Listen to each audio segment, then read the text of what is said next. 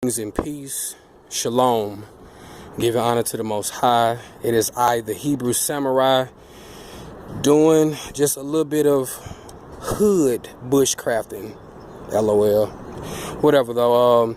In all seriousness, giving thanks to the Most High. I hope that my words come across with clarity and understanding and in truth. What I've done is I've taken a very simple 8x10 tarp. Other options, you could get those big 50mm garbage bags. You can also get those that drop cloth, the clear plastic drop cloth that the painters get. It's about 3mm thick. Some duct tape and a very cheap Mylar blanket. So what I've done is I've already pre-made what would be a bushcraft winter survival shelter. The premise and what I've done is I've taken my tarp, I staked down the 4 ends of it. Again, this is an 8x10. I put stakes in all 4 ends, and then I took my Mylar blanket and I divided it by the 10 feet and used the 6 feet part. That makes sense. Let me back up off of it. As you see, the long way here, that is 10 feet. Then when you come this way, this is 6 feet.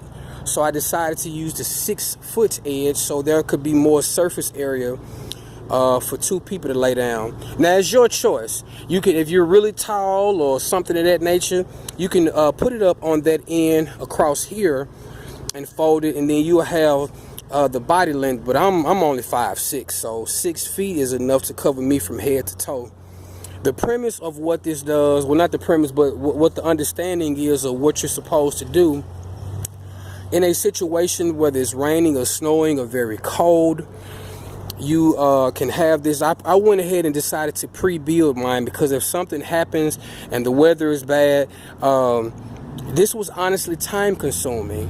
Again, I'm thankful to the Most High for giving me the motivation and the spirit to desire to be prepared on simple levels. But getting back to how it works, you would take this shelter, and you can very simply go and get about 2 sticks, place one on one side and place one on the other. They only need to be about waist high to whoever you may be. Now, after you take those 2 sticks, you take your paracord or some type of cord and you run you a ridge line. So you have a stick here, stick there, take the rope, put it in between it. Then you would lay the tarp on top of that rope in the middle, right in between where I have it taped off and the clean end. You would stake your bottom 2 at the bottom where you can lay on, and you would have the majority of the Mylar leaning over you at an angle. What happens then that's the simple way, but in front of it you build you a fire. And what happens is the fire from that, the heat from that fire comes over and it reflects off of the Mylar down onto your body. So you can envision it like it being a V, but a V laying on its side. And other techniques that you can get other plastics or another tarp and drape over the front of it and close off the sides, because when you make it, both of your sides will be open. But if you have the tarp a certain way, you can put it over the open end as well as close the 2 side ends. And more than likely tomorrow or very soon, I'm going to set it up. But that is the premise of what this shelter does. The Mylar reflects your body heat as well as the fire.